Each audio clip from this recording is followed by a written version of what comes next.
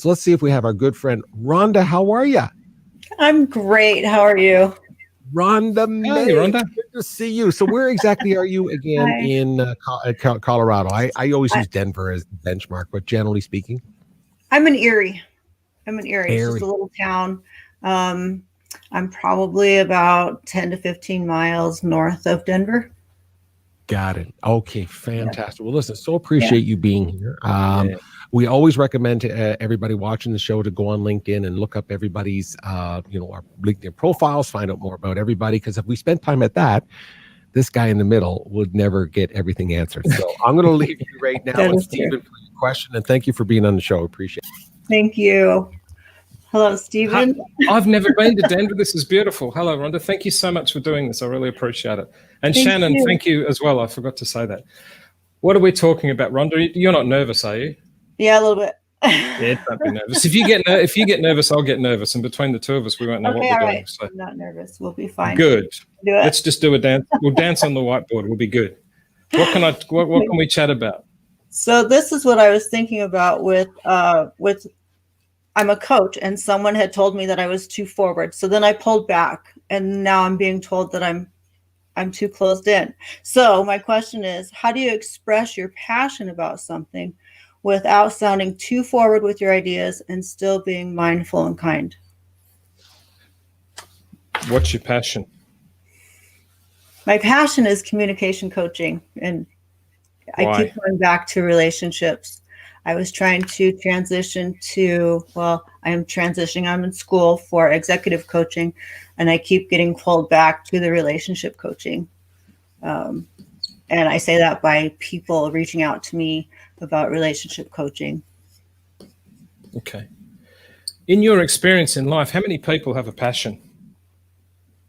Lots of people have a passion. How many? Oh, I don't know how many. Like a relentless passion that is the pursuit of what they do, not a hobby. Okay, that but strong passion like I feel about it. That I would strong passion. Yeah. That I've known probably, 10 people that were really cool. committed to their passion. Okay, cool. How many people have an opinion? Everybody has an opinion. Okay. What are the opinions? So let's just say, like 100% of people have opinion. So 100% of people have an opinion, 10% of people have a passion. Now, a lot of people have passion and they're really good at telling you about it. But I'm talking about passion where you give up sleep. I'm talking about passion where I've got a really good passion, Steve. What's your passion? I love to go sailing, and I go sailing on Saturday mornings, but everything else I do is based on jobs and all that kind of stuff. I have a lot of people who try and mentor me in my passion whilst they're doing a day job. Mm. But Trevor, for example, yesterday, Trevor is in the corporate world, but he's a practitioner of commercial success in what he does. So there's elements of what he does, which is why the reason I communicate with him. So 10% of people have a passion, and I'll have to go to blue. 10% of people have a passion, 100% of people have an opinion. What are most people's opinion in the positive and the negative? Give me a percentage. How many people have a positive, in fact, we'll do it this way. How many people have a positive opinion about what you're doing? How many people have a negative opinion about what you're doing? And everyone, this is a mini masterclass for everyone inspired by Rhonda. Of how many people's opinions are positive from your experience? About 50%. And 50%? We have a 50%. Yeah. Okay. So would it be fair to say that 50% of the positive opinions would have told you to keep being passionate about what you're passionate about, but 50% of the negative opinions had you shutting down or stepping back? We'll call it step back. Would that be fair to say? Yes.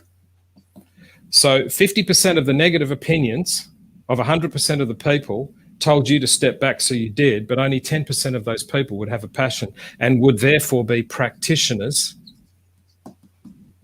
would practice anything. And it doesn't have to be communications. It doesn't have to be coaching, but they're out in the arena. The credit belongs to those who are in the arena. So one of the things is, what are you actually passionate about? What are the 3 things that you're passionate about? Relationship communication, mindfulness, Yep. and conflict resolution. In that order? Yes. Okay. Yes. How many, I'm going to have to go to red now, all the pens seem to be dying. How many of the 50% of people that are positive about what your passion is need relationship and communication coaching? Oh, Of this 50%, how many of them need relationship and communication coaching? I would have to say most of them, or let's go with 48%. We'll just give a 2% that don't, but most of them do. Most of them need relationship Yeah. coaching. So using that as a percentage, so of all of those people, out of 100%, how many of them need relationship and communication coaching? Can I answer that for you? 99% of people need either relationship or communication coaching. I need it. And everyone would say I'm a pretty good communicator. I need it. It's the reason why I study it every single day. Out of 100% allocation here, of the 50%, how many of those people need mindfulness coaching? I'd say the same. And conflict and resolution? The same.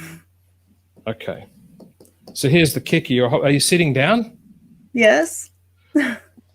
Why is 1% of someone else's negative opinion determining what you're going to do based on your passion? 1%. And that's 1% of the positive people that you've already said have an opinion that supports you. I don't care what other people think because I'm too busy caring about how they think of themselves. I don't care what you think about me, but I sure do care what you think about you, and I dedicate my life to making sure that you can look in the mirror and love what you see. If you don't like my approach, that's okay. I'll love you to bits because there's 3 ways to live your life. Lead me and I'll be a servant to your leadership. Follow me and I'll be your servant leader, or step aside and I'll be a servant by my example as I pass you by.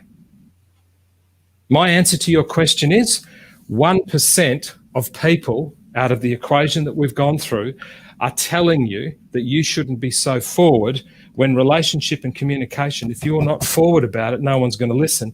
Mindfulness is not that level of boom, boom, boom, but it needs to be present. And conflict resolution needs to be firm and stern and affirmative.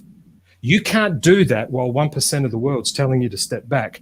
My advice to you, if you are so passionate about what you're doing, lead me, follow me, or step aside.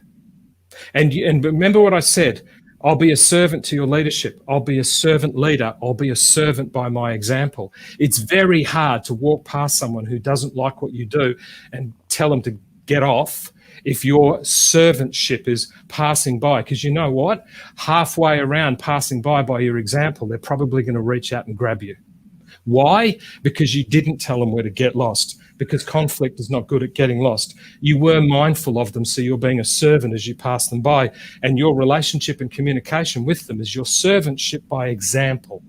Just in case there's one tiny thing you see about my example that may make you look in the mirror and love what you see.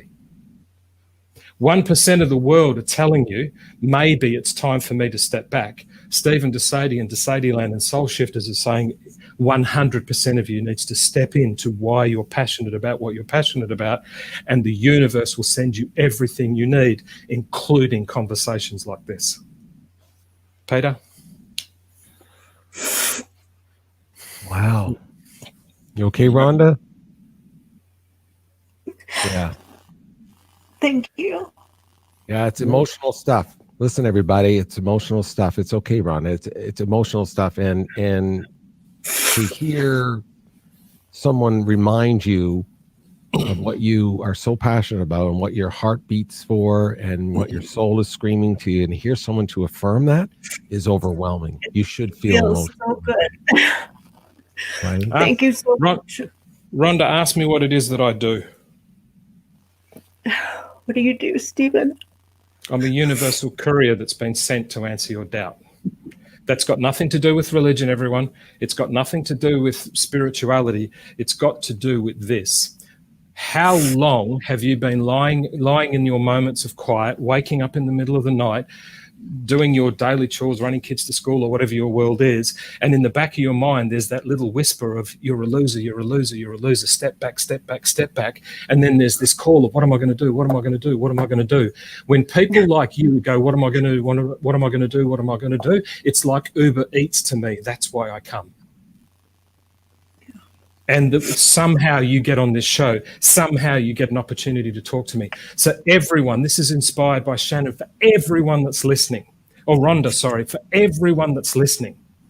If there's a whisper in your heart and your soul that's making you doubt, start calling, and someone from Soul Shifters will get you to speak to me.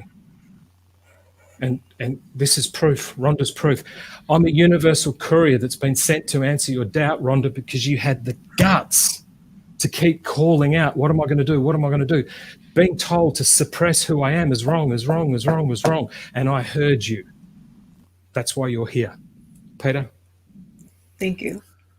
Rhonda, that's listen, we thank you for your question and your vulnerability and your humility to just let everyone inside for a minute, because I promise you've impacted someone tremendously tonight, or today, and whenever someone's listening to this.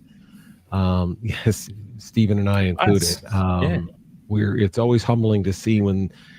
I just want to remind you, just me and you, if we were just talking right now, is that I so relate to that feeling you just had, though.